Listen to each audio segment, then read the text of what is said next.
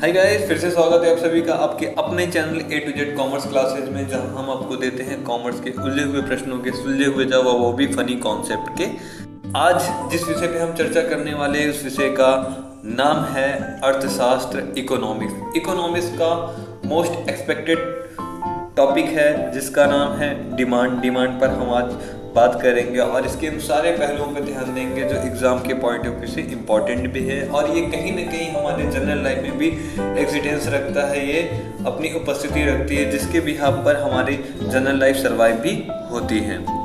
अगर हम डिमांड की बात करते हैं तो डिमांड में सबसे पहले हमें ये समझना होगा कि जो डिमांड आपका होता है ये 3 चीज़ से मिलकर के बना होता है नॉर्मली। पहला तो होता है कि ये किसी पर्टिकुलर पर्सन की नीड्स होती है, देन डिजायर, देन टाइम। अगर इन तीनों को ही अगर आपस में मिला दिया जाए तो तब आपका डिमांड बन जाता है। जैसे कि यहाँ आपके डेफिनेशन में बताया गया है जिसमें ये लिखा गया है कि साधारण अर्थों में इच्छा, आवश्यकता और मांग, इन शब्दों को हम समानार्थी के रूप में देखते हैं, सिनोनिम्स के रूप में देखते हैं। लेकिन अर्थशास्त्र में ये तीनों ही अलग अलग होते हैं। क्यों? क्योंकि मनुष्य की जो इच्छाएं होती हैं वो अनंत होती हैं, जिनकी कोई सीमा नहीं होती हैं। कोई भी व्यक्ति कहीं तक भी इच्छा वो रख सकता है, परंतु आवश्यकता की दृष्टि से अगर देखा जाए तो ये बहुत ही अलग होता है, क्योंकि हमारे पास जो साधन होते हैं वो बहुत ही सीमित होते हैं। उन सीमित साधनों का प्रयोग करके हम अपनी आवश्यकताओं को पूर्ति करते हैं। देन उसके बाद जो होता है हमारा मांग आता है और हम जो डिमांड करते हैं। जैसे कि मैं एक एग्जांपल लेता हूँ, एग्जांपल मैं ज़्यादा नहीं लूँगा, बस ऐसे समझिएगा कि कोई हमारे पास गेहूँ है और हमारी इच्छा है पिज्जा खाने की, लेकिन हमारे घर में ओवन तो है नहीं, तो हम क्या करेंगे भाई, पिज्जा तो खा नहीं सकते, ये हमारा क्या था, डिजायर था। लेकिन हमने रोटी बना के खा लिया, तो यहाँ पर जो हमारी नीड्स थी, नीड हमारी क्या थी, भूख की नीड थी, हमने अपने नीड को फुलफिल कर लिया और यहाँ पर जो पर्टिकुलर जो डिमांड जो बना वो बना किसका, गेहूं का बना। तो आई होप इस एग्जांपल से आपको पॉइंट समझ में आ गए होंगे। आगे के पॉइंट पे हम आते हैं, देखते हैं कि मांग का अभिप्राय या परिभाषा देखते हैं। तो परिभाषा में ये जनरल सा बताया है कि मांग का अवधारणा उस वस्तु की मात्रा से है जिसे एक उपभोक्ता एक निश्चित समय में, मतलब यहाँ पे ध्यान रखिएगा टाइम जरूर आएगा, टाइम एंड डिजायर ये दोनों और नीड्स ये तीनों ही आपस में मिल करके आपके डिमांड को क्रिएट करते हैं। तो यहाँ पर आ रहा है एक निश्चित समय व निश्चित कीमत पर खरीद सकता है, मतलब एक उपभोक्ता एक निश्चित समय में निश्चित उत्पाद को निश्चित कीमत पर अगर खरीदता है तो वह उस वस्तु का डिमांड कहलाता है। जैसे अगर हम डिमांड की बात करें तो डिमांड की अगर हम अपने डेली रूटीन में बात करें तो डेली रूटीन में टाइम के ही अकॉर्डिंग हम सारी चीज़ों को यूज़ करते हैं। जैसे कि टूथपेस्ट को अगर हमें यूज़ करना है तो मॉर्निंग का टाइम है, ब्रेकफास्ट के टाइम में जो भी हम फल फ्रूट वगैरह लेते हैं वो मॉर्निंग का टाइम हो जाता है। लंच जो है हम दोपहर में करते हैं तो ऑब्वियस की बात है वहाँ पे हम मल्टीग्रेन का यूज़ करते हैं। देन नाइट में हम जब डिनर करते हैं तो डिनर के टाइम में हमारा कुछ अलग ही डिज़ायर होता है या अलग ही हमारी नीड्स होती है, उन नीड्स को हम फुलफिल करते हैं। तो यहाँ आपको समझ में आ रहा होगा कि जो डिमांड जो होता है वो टाइम के अकॉर्डिंग ऑलवेज चेंज होता रहता है। आगे देखिए, इसी में बताया है कि अतः किसी वस्तु व सेवा की मांग निम्न तत्वों पर निर्भर करता है। तो यहाँ कुछ पॉइंट हैं, उस पॉइंट पर हम देखते हैं। पहला तो हो गया कि वस्तु व सेवा की इच्छा। मैंने एक एग्जांपल लिया, जो गेहूं का मैंने एग्जांपल लिया। आपने देखा होगा गेहूं जो है वो क्या कर रहा है, आपका पर्टिकुलर जो है वो पिज्ज़ा वो फुलफिल करता है और ब्रेड को भी फुलफिल करता है, लेकिन जिसकी जैसी नीड्स होती है वैसा ही वो उसको कैरी कर ले जाता है। आगे देखते हैं, खरीदने के लिए पर्याप्त साधन। भाई पिज्ज़ा तो हम खरीद नहीं सकते कि जितने का हम पिज्ज़ा खरीदेंगे या जितने में पिज्ज़ा बनाएंगे उतने में हम ना जाने कितने लोगों को रोटी खिला देंगे, है ना। देन उसके बाद जो है जो भी हमारे पास साधन है एक्सपेंसेस करने के लिए उनके प्रति हम कितने ज़्यादा तत्पर हैं। फिर एक तो होता है, नेक्स्ट जो होता है वो निश्चित कीमत होता है, और यहाँ पे निश्चित समय होता है। तो हमें एक चीज़ हमेशा याद रखना है कि डिमांड के लिए डिज़ायर, नीड्स एंड टाइम, ये तीनों मिलकर के ही हमारे डिमांड को क्रिएट करता है। ये अपना एक कॉन्सेप्ट क्लियर करके आप लोग चलिएगा। फिर आगे हम चलते हैं, जिससे यहाँ बताया गया है कि मांग के निर्धारक तत्व कौन कौन से होते हैं। तो सबसे पहले आपको दिखेगा वस्तु की उपयोगिता, कि वो वस्तु जो वो प्रोडक्ट है हमारे लिए कितने ज़्यादा वैल्यूएबल है। नेक्स्ट है कि उस प्रोडक्ट से रिलेटेड कितने अदर प्रोडक्ट आते हैं, जैसे कि हो गया कि अगर हमें, जैसे कि अगर टी के लिए हम गए थे और टी हमें नहीं मिलता तो हमने कॉफ़ी को कैरी कर लिया, तो ये हो गया आपका सब्स्टिट्यूट गुड्स हो गया। देन उसके बाद है कॉम्प्लीमेंट्री, जिसको आप पूरक भी बोलते हैं। तो कॉम्प्लीमेंट्री में ये हो गया कि जैसे कि आपने बाइक खरीदा, तो बाइक आपको कैसी है, इलेक्ट्रिक बाइक है या डीजल बाइक है या पेट्रोल बाइक है, तो उस पर आप ध्यान देंगे। तो यहाँ पे इनके प्राइस में कुछ भी इफेक्ट होता है तो इसका इफेक्ट जो है आपके इधर भी आने वाले पर मिलेगा। नेक्स्ट है आपका प्रोडक्ट की जो प्राइस है, ये तो मोस्ट इम्पॉर्टेंट है।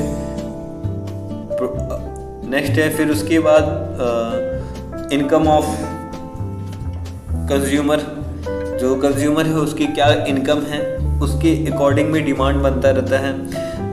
फिर नेक्स्ट है आपका जो मनी है, उसका मनी का डिस्ट्रीब्यूशन की बात करते हैं। फिर लोगों के फैशन की बात है। फिर भविष्य में पर्टिकुलर किसी भी प्रोडक्ट की क्या कीमत जा सकती है, उसके अकॉर्डिंग भी क्या होता है, किसी भी प्रोडक्ट का डिमांड बढ़ या घट सकता है। जैसे कि आप देखते हैं ना, जैसे पेपर में न्यूज़ आता रहता है कि गोल्ड की कीमत में भारी गिरावट आ गई है, तो लोग लगता है भाई सोने की कीमत घट गई है, चलो चलो चलो सोना खरीद लेते हैं। ज़्यादा से ज़्यादा लोग क्या करते हैं, सोने को कैरी करने की कोशिश करते हैं, ज़्यादा से ज़्यादा लोग उसको खरीदने की कोशिश करते हैं। फिर नेक्स्ट है आपका, जिसमें ये बताइए कहीं किसी भी जगह की पॉपुलेशन हो गया, वहाँ की जलवायु हो गई और वहाँ का मौसम इत्यादि हो गया। तो यहाँ पॉपुलेशन का मतलब देखेंगे, आपने ध्यान दिया होगा कि इंडिया का पॉपुलेशन बहुत ही अच्छा है, जिसके भी यहाँ पर बाहर की बहुत सारी कंपनियां इंडिया में आकर के बिजनेस करना चाहती हैं, क्योंकि यहाँ पर क्या है, नंबर ऑफ पीपल ज़्यादा है तो उनको कंज्यूमर भी ज़्यादा मिल जाएंगे।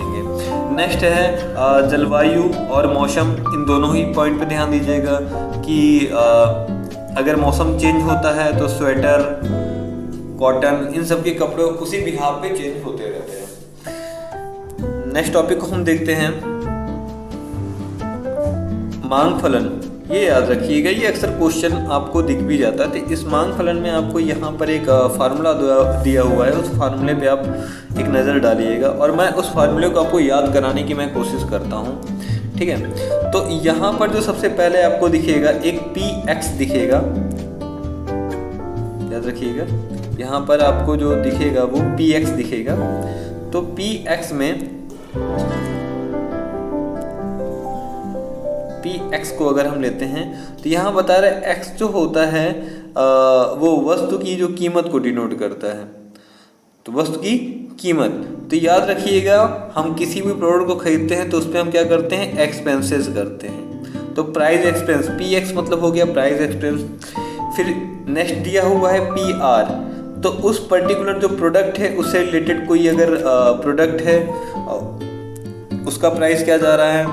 नेक्स्ट है Y फॉर हो गया, आप ऐसे याद कर लीजिएगा, Y से अर्न याद कर लीजिएगा कि जो कंज्यूमर है उसकी अर्निंग क्या है। नेक्स्ट है आपका T for consumer test. Next है आपका E, तो E पर याद रख लीजिएगा कि जैसे इन फ्यूचर वो क्या प्रोडक्ट की क्या प्राइस हो सकती है, E इस चीज़ को डिनोट करता है। नेक्स्ट जो है वो P दिया हुआ, सिर्फ ओनली P दिया हुआ, तो ये तो सीधे हो जाएगा आपका पॉपुलेशन हो जाएगा। और लास्ट में आपका फिर दिया हुआ YD, तो YD में आपको बस सीधा सा एक चीज़ याद रखना है, जो इनकम है Y से हमेशा याद रखिएगा, ये अर्न की ही बात करेगा, और D से आप डिस्ट्रीब्यूशन याद कर लीजिएगा। तो मांग का फलन में ये वाला पॉइंट आप हमेशा याद रखिएगा, हो सकता है एग्जाम में आपको देखने को ये क्वेश्चन मिल भी जाए।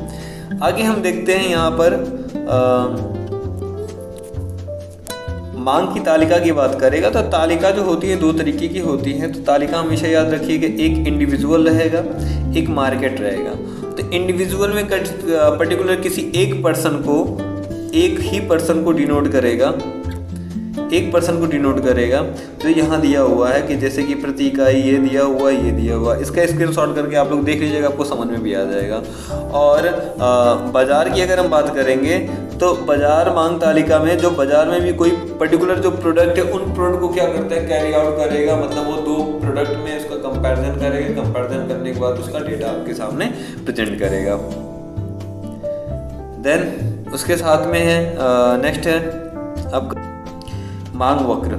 तो मांग वक्र में पर्टिकुलर जो चीज़ है वो याद रखिएगा। यहाँ पर जब मांग तालिका जो ऊपर बना हुआ था इंडिविजुअल और मार्केट वाला, इनको जब हम किसी पर्टिकुलर डायग्राम के थ्रू प्रोडक्ट बनाएंगे या प्रेजेंट करेंगे तो हम उसे मांग वक्र कहते हैं। नेक्स्ट है आपका मांग का नियम। ये बहुत ही इम्पोर्टेंट है कि ऐसा क्या चीज़ है मांग के नियम में जो हमें पढ़ना है।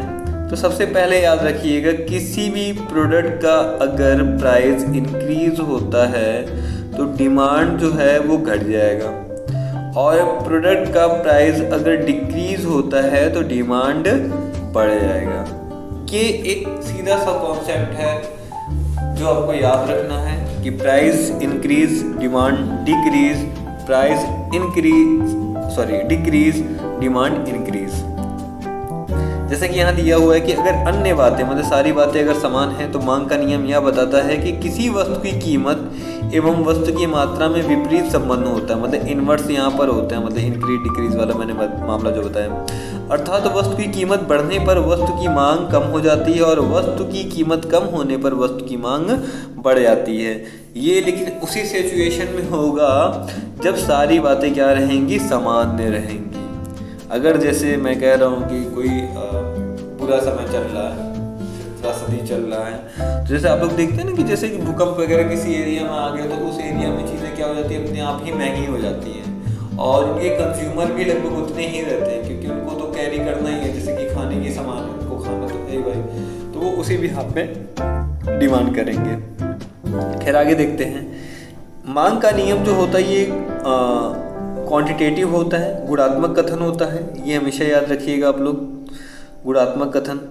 यह नियम केवल कीमत और मांग के परिवर्तन की ही दिशा बताता है, परिवर्तन की मात्रा को नहीं बताता है। मतलब ये बताता है कि किस वे में, जैसे मैंने बताया ना यहाँ पे आप जब डायग्राम देखे होंगे तो डिमांड इंक्रीज तो प्राइस क्या हो रहा था, डिमांड अगर बढ़ रहा तो प्राइस डिक्रीज हो रहा था, और डिमांड डिक्रीज तो प्राइस क्या हो रहा था, इंक्रीज। तो यहाँ पर ये क्या दिखा रहा है, ये जो एरो है ये बस और बस डायरेक्शन आपको दिखा रहा है, इससे ज़्यादा वो कुछ डिनोट नहीं कर रहा है। आगे देखते हैं कि मांग के नियम की क्या क्या मान्यताएं हैं। जो अजम्पशन है, अजम्पशन में पहला जो अजम्पशन है तो उपभोक्ता की आय में कोई परिवर्तन नहीं होना चाहिए।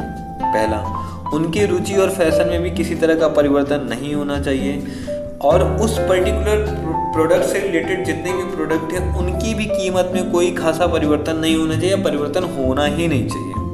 और नेक्स्ट जो है, भविष्य में पर्टिकुलर उस प्रोडक्ट की कीमत में कोई भी चेंज होने की आशा नहीं होनी चाहिए। तो ऐसे ही कंडीशन में हम मांग के नियम को फॉर्मुलेट करते हैं, दिखाते हैं।